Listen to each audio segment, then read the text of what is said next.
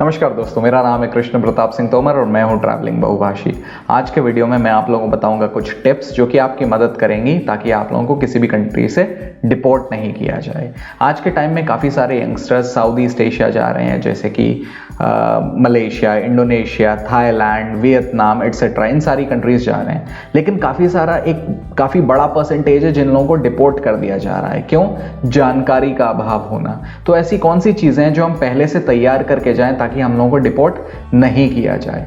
तो सबसे पहली चीज़ जो आप लोगों को करनी है, जाने से पहले आप अपने डॉक्यूमेंट्स तैयार रखिए। ऑब्वियसली आपके पास अपना पासपोर्ट जिसमें कम से कम 6 महीने की वैलिडिटी होनी चाहिए। वीज़ा आपके पास, मान लीजिए आपने अप्लाई कर दिया, आपके पास वीज़ा आ गया है। अगर आप मान लीजिए किसी कंट्री के थ्रू जा रहे हैं और अगर उसमें ट्रांजिट वीज़ा लग रहा है तो आपके पास ट्रांजिट वीज़ा हार्ड कॉपी में होना चाहिए। आपके पास ऑनवर्ड फ्लाइट टिकट या फिर return flight ticket hard copy में होना चाहिए। उसके साथ साथ ट्रैवल इंश्योरेंस बहुत ज़रूरी है। ये सारे कागज़ आपके पास होने चाहिए और साथ ही साथ होटल का अकोमोडेशन भी। काफ़ी सारे लोग ऐसे होते हैं जो सोचते हैं हम वहाँ जाके करेंगे। अब क्योंकि आप नए नए ट्रैवलर होते हैं या सिर्फ आपने 1 या 2 ट्रिप्स की होती हैं, तो कई बार वो इमिग्रेशन पे पूछ लेते हैं भाई अपना होटल अकोमोडेशन दिखाइए। तो पहले से प्रिपेयर होके जाइए। और अगर वो ऐसा अकोमोडेशन है जो कि पेड नहीं है, कई बार वो चेक कर लेते हैं और उस होटल पे कॉल कर लेते हैं और जब वो चेक करते हैं कि ये पेड नहीं है तो उस केस में भी वो आपका वीज़ा रिजेक्ट कर देते हैं, आपको प्लेन बोर्ड नहीं करने देते या फिर डिपोर्ट कर देते हैं। तो इन चीज़ों से बचने के लिए ये सारे कागज़ अपने पास हार्ड कॉपी में रखिए। उसके बाद जब आप एयरपोर्ट पहुंचेंगे, एयरपोर्ट पहुंचने पर पहला इमिग्रेशन आपको इंडिया में फेस करना पड़ेगा और दूसरा जब आप उस कंट्री पहुंच जाएंगे, अपनी फ्लाइट से उतरेंगे, वहां पे एक इमिग्रेशन फेस करना पड़ेगा। इंडियन इमिग्रेशन पे अक्सर जो सवाल पूछे जाते हैं, सबसे पहला आपका पर्पस क्या है उस कंट्री जाने का। जिस भी कंट्री आप जा रहे हैं वहाँ पर्पस क्या है, तो पर्पस भाई हमारा टूरिज्म है। आपका वीज़ा दिखाइए, वीज़ा उन्हें दे दीजिए। ये जो सारे जो मैंने आपको डॉक्यूमेंट्स बताए हार्ड कॉपी में ले जाने के लिए, इनको आप एक फाइल में रखिए और जो भी डॉक्यूमेंट पूछे वो देते जाइए। ओके, ऐसा नहीं कि उसमें इतने सारे कागज़ रखें कि आपको अपने डॉक्यूमेंट्स मिल ही नहीं रहे। जो पूछे तुरंत के तुरंत हैंडी रहना चाहिए और आप उनको देते जाइए। वैक्सीनेशन सर्टिफिकेट है उसको भी रख सकते हैं, वरना वो आजकल फ़ोन में दिखा सकते हैं, क्योंकि आजकल उतना मैंडेटरी रहा नहीं है। कोविड के केसेस काफ़ी कम हो गए हैं तो कंट्रीज थोड़ी सी पहले जितनी स्ट्रिक्ट नहीं रही हैं। ओके, अगली चीज़, वो पहला सवाल हो गया उनका कि भाई किस लिए जा रहे हैं। फिर वो पूछ सकते हैं आपका अकोमोडेशन दिखा दीजिए, आपका होटल रिजर्वेशन दिखा दीजिए, ऑनवर्ड फ्लाइट टिकट दिखा दीजिए। नॉर्मली इससे ज़्यादा सवाल नहीं पूछते और वो आपको जाने देते हैं। अब जब आप उस कंट्री पहुंच जाते हैं जहाँ पे आपको जाना है, वहाँ पे भी इमिग्रेशन फेस करना पड़ेगा भाई। और वहाँ पे जो इमिग्रेशन पे जो ऑफिसर्स रहते हैं वो उसी कंट्री के रहते हैं। अब वहाँ पे काफ़ी सारे लोगों को सबसे पहली समस्या क्या आती है। अब पहली चीज़ तो, एक समस्या बताने से पहले एक बहुत इंपॉर्टेंट चीज़ बता दूं कि जैसे ही आप उनके पास पहुँचेंगे, ओके, तो थोड़ा अटेंटिव रहिए। ओके, जैसे ही आपका नंबर आता है, ये नहीं कि इधर उधर देख रहे हैं, जैसे ही आपका नंबर आता है सीधे जाके विंडो पे खड़े हो जाइए। ओके, और उनको एक स्माइल के साथ ग्रीट कीजिए। Good morning sir, good afternoon sir, जो भी सर मैडम जो भी हो, here is my passport and my boarding pass. Okay, इतना आप पहले से सोच कर जाइए, मुझे कॉन्फिडेंटली बोलना है, स्माइल के साथ, दांत भी नहीं दिखाने बहुत ज्यादा, एक स्माइल के साथ। ओके, इससे कॉन्फिडेंट पोस्चर पता पड़ता है, एक पॉजिटिव एटीट्यूड पता पड़ता है। ओके, तो ये चीजें। अब रही बात अंग्रेजी की कि यार क्या अंग्रेजी मैंडेटरी है। यार देखो, कॉन्वर्जेशनल अंग्रेजी तो आना जरूरी है, बिकॉज अल्टीमेटली वो जो इमिग्रेशन पे बंदा बैठा है उसको आपकी भाषा नहीं आती, तो आपको अंग्रेजी, क्योंकि उसकी भाषा भी मेन अंग्रेजी नहीं है, बट एटलीस्ट वो अंग्रेजी बोलता है, आपको कॉन्वर्जेशनल इंग्लिश आनी चाहिए। तो या फिर अगर नहीं आती कोई बात नहीं, एटलीस्ट जो ये नॉर्मल सवाल होते हैं उन सवालों के जवाब आपको अंग्रेजी में एटलीस्ट रट के जाने चाहिए कम से कम। इतना तो कर ही सकते हैं आप लोग। अगर किसी दूसरी कंट्री जा रहे हैं, इतने पैसे खर्च करके जा रहे हैं, तो इतनी तैयारी आप करके जाइए।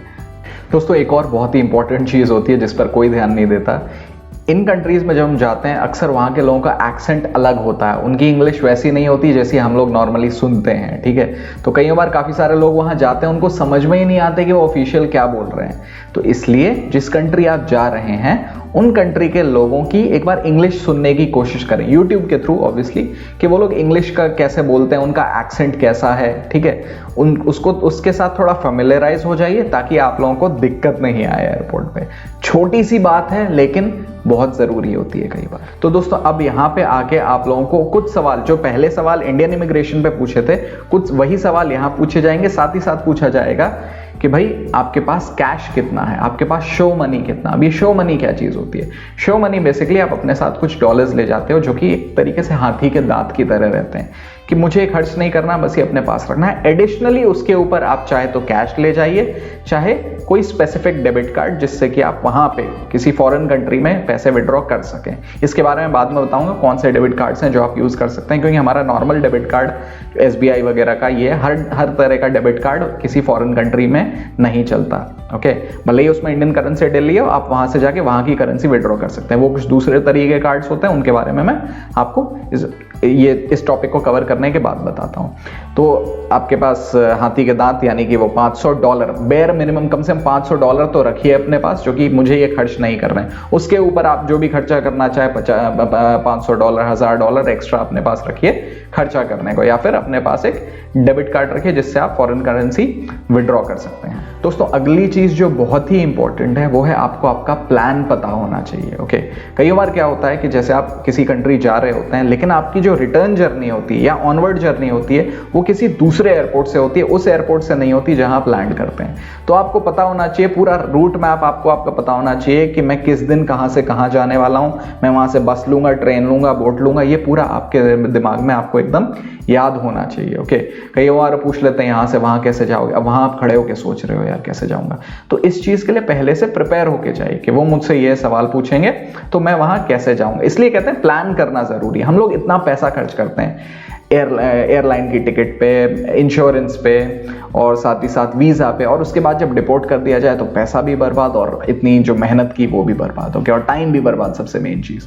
तो इसलिए ये बहुत ही ज़रूरी है कि आप ये सारी प्रिपरेशंस पहले से करके जाएं। एक और बहुत ही इंपॉर्टेंट चीज़ है जो कि काफ़ी सारे लोग ध्यान नहीं देते, आपका ड्रेसअप कैसा है। ओके, ऐसा नहीं कि आप बहुत एक्सपेंसिव कपड़े पहन के जाइए, जैकेट्स और शूज़ और ये सब नहीं।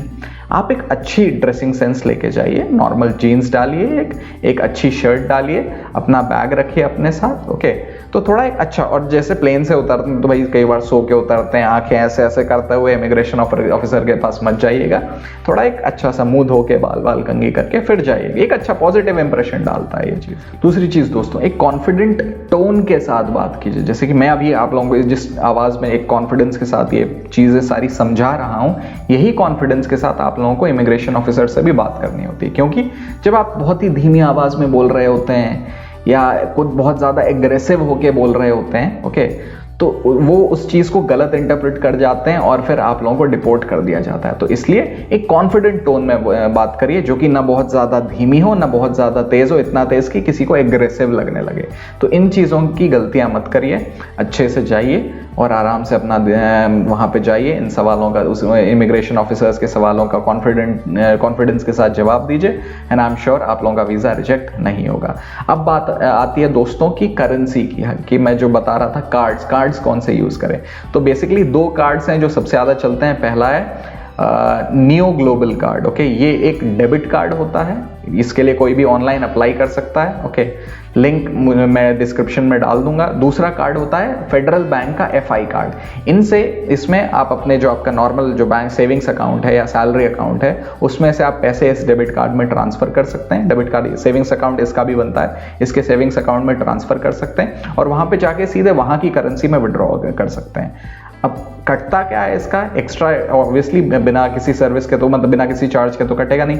हर ट्रांजैक्शन पे करीब 100 रुपए कटते हैं। इस पे 100 रुपए कटेंगे जितनी बार आप कैश विड्रॉ करेंगे, और शायद 5 या 6, अगर आप 6-7 बार अगर महीने में यूज कर लें तो फिर और ज्यादा भी कट सकते हैं। तो इसलिए कोशिश कीजिए एक बार में इतना सफिशिएंट कैश निकाल लीजिए कि आपको बाद में बार बार विड्रॉ नहीं करना पड़े, लेकिन इतना भी ज्यादा नहीं कि वो खर्च ही नहीं हो, बाद में फिर आपको एक्सचेंज कराना पड़े। तो थोड़ा कैलकुलेशन करके जाइए अपने दिमाग में कि कितना पैसा खर्च होगा, मेरा रेंट ये है, मेरा ये है, मुझे इतना देना है, मेरा खाने पे कितना लगेगा। तो दोस्तों आशा करता हूँ आप लोगों को इस वीडियो से काफ़ी सारी चीज़ें सीखने को मिली होंगी। तो ये गलती प्लीज़ मत करिएगा, जो चीज़ें बताई हैं उनका ध्यान रखिएगा, एंड आई एम श्योर आप लोग कभी भी डिपोर्ट नहीं हो।